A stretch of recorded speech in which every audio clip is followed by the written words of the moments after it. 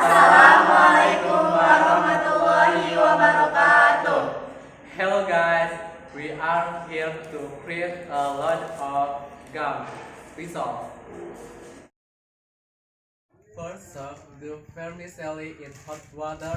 Wait until the vermicelli is soft. Turn like this.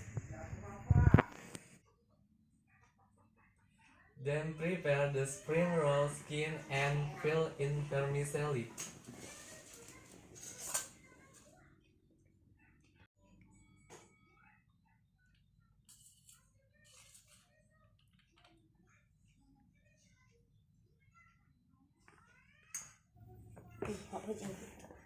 Fold and roll the spring rolls after filling.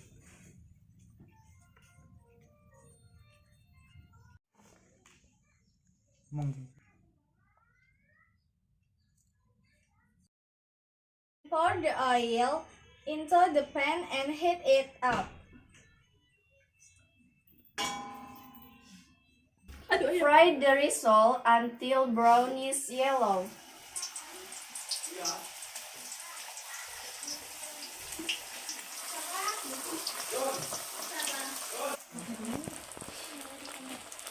Risolnya bawa sekolah aja ya.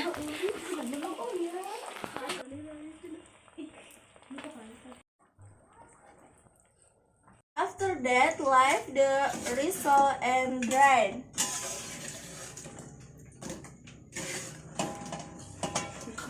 Serve with risol with chili sauce.